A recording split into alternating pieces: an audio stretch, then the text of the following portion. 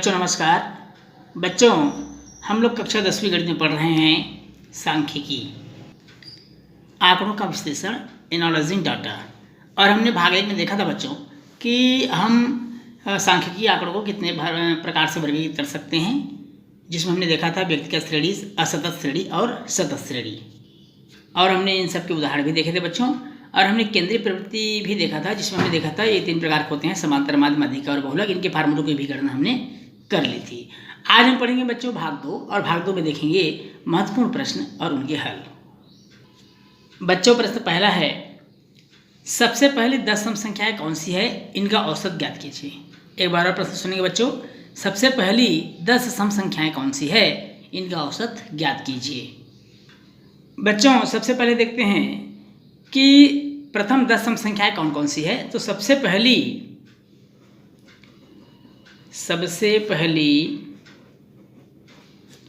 10 सम संख्याएं, 10 सम संख्याएं, क्योंकि प्रश्न में सम संख्याएं दिया हुआ है।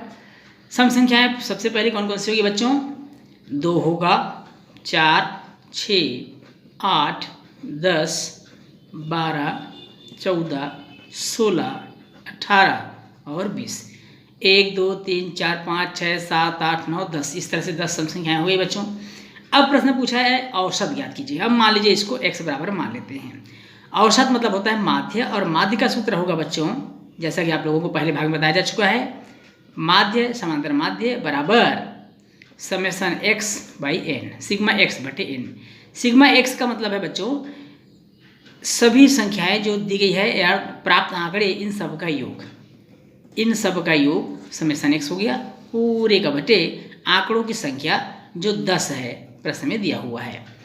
सबको जोड़िए, 20, 18, 16, 14, 12, और सबको जोड़ने से मिलेगा बच्चों हमको 110। और कुल मिलाकर 10 संख्या है, 10 से भाग कर देंगे तो 11 बार में विभाजित हो जाएगा, या 0 0 काट दीजिए बच्चों, 11 प्राप्त होता है।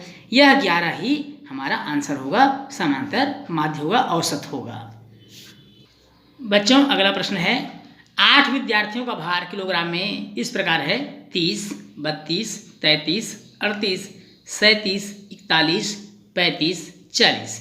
विद्यार्थियों का औसत भार ज्ञात कीजिए। एक बार और प्रश्न सुनेंगे बच्चों, 8 विद्यार्थियों का भार किलोग्राम में इस प्रकार है, 30, 32, 33, 38, 37, 41, 35 और 40।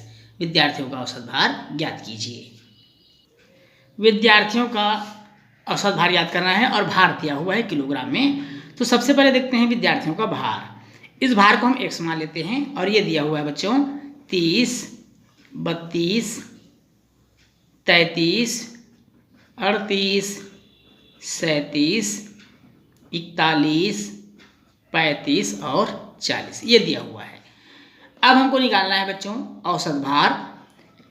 तो औसत या माध्य का हम सूत्र लगा देंगे, मीन का सूत्र लगा देंगे, जिसको हम x बार से इंडिकेट करते हैं, summation x by n, sigma x बटे n। सिग्मा x का मतलब है बच्चों समस्त आंकड़ों का योग। ये इस तरह से सभी आंकड़ों को हम जोड़ देंगे, और कुल मिलाकर बच्चों की संख्या 8 थी, आंकड़ों की संख्या 8 है, 8 से हम भाग कर देंगे। 30, 32, 33, 38, 37, 41, 35 और 40 को जब हम जोड़ेंगे तो हमको प्राप्त होगा 286, 286। और 286 को हम भाग कर देंगे बच्चों 8 से, 8 से विभाजित करेंगे तो हमको प्राप्त होगा 8 × 24, दशमलव में आएगा बच्चों, पॉइंट में आएगा 35.75 किलोग्राम। तो इस तरह से 8 बच्चों का औसत भार 35.75 किलोग्राम होगा, और ये हमारा आंसर भी होगा। बच्चों अगला प्रश्न है, निम्नलिखित आंकड़ों का माध्य ज्ञात कीजिए। महिला शिक्षकों की संख्या प्रतिशत में दिया हुआ है, 15 से 25, 25 से 35, 35 से 45, 45 से 55, 55 से 65, 65 से 75 और 75 से 85। राज्यों की संख्या दी गई है 6, 11, 7, 4, 4, 2, 1। इस तालिका के आधार पर महिला शिक्षकों की संख्या के बारे में 5 निष्कर्ष लिखिए।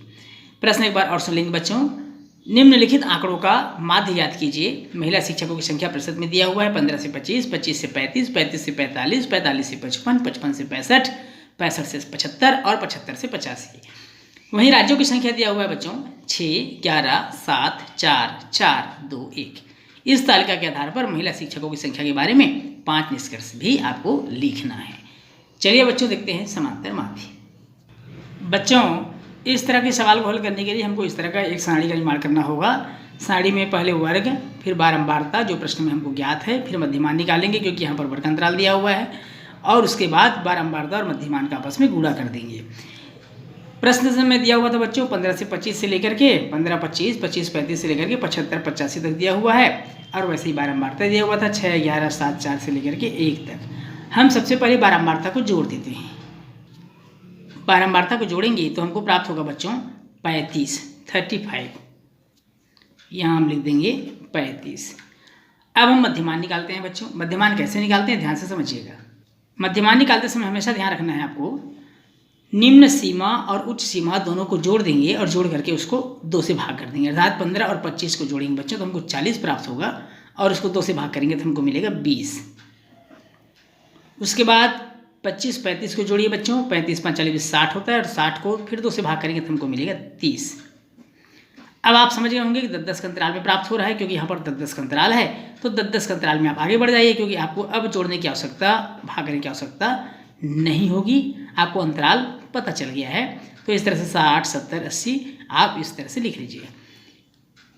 उसके बाद क्या करेंगे बच्चों, fx अर्थात दोनों का गुणा, 20 छक्के 120 होता है, इस तरह से हम लिख देंगे।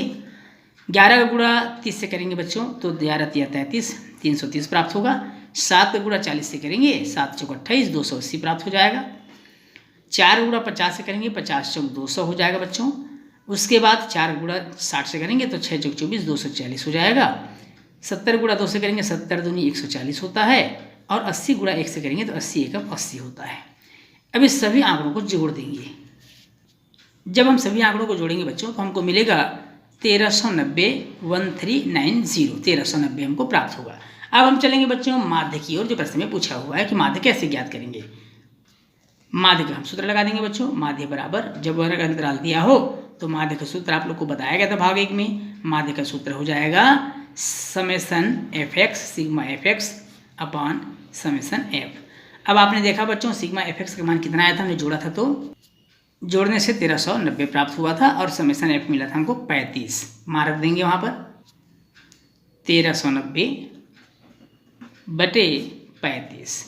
अब इसे विभाजित करेंगे बच्चों, भाग देंगे तो भाग देने पर हमको मिलेगा 39.71%, क्योंकि प्रश्न हमारा प्रतिशत में दिया था, आंकड़े प्रतिशत में दिया हुआ था। तो इस तरह से माध्य हमको प्राप्त हो गया बच्चों 39.71, और ये हमारा आंसर होगा। बच्चों इस प्रश्न में माध्य के साथ साथ पूछा था निष्कर्ष, तो निष्कर्ष में लिखेंगे बच्चों, मैं निष्कर्ष को बोल देता हूँ, आप लोग ध्यान से सुन लेंगे। सबसे पहला निष्कर्ष में देखेंगे बच्चों कि 25 से 35% महिला शिक्षकों की संख्या 11 राज्यों में सर्वाधिक है। दूसरा निष्कर्ष हम देख रहे हैं, एक राज्य ऐसा है जहां महिला शिक्षकों का प्रतिशत 75 से 80% है। तीसरा हम निष्कर्ष यहाँ निकाल सकते हैं बच्चों, पूरे देश में महिला शिक्षकों का प्रतिशत केवल 39.71% है, जो हमने ज्ञात किया था माध्य के रूप में, औसत के रूप में ज्ञात किया है। चौथा निष्कर्ष हम यहाँ देख सकते हैं बच्चों कि 4 राज्य ऐसे हैं जहाँ महिला शिक्षकों का प्रतिशत 45 से 55% तक है। और 5वां निष्कर्ष हम यहाँ लगा सकते हैं, निष्कर्ष निकाल सकते हैं बच्चों कि देश में 7 राज्य ऐसे हैं जहाँ महिला शिक्षकों का प्रतिशत 35 से 45% तक का है। तो इस तरह से बच्चों ये आपके निष्कर्ष भी हो गए, और माध्य भी हमने याद कर लिया है। बच्चों वीडियो की लंबाई को ध्यान रखते हुए हम इस प्रश्न के साथ ही आज का क्लास यही समाप्त करते हैं। बच्चों अगर आप चैनल में नए हैं तो चैनल को सब्सक्राइब कीजिए, वीडियो अच्छा लगे तो लाइक और शेयर जरूर करिए।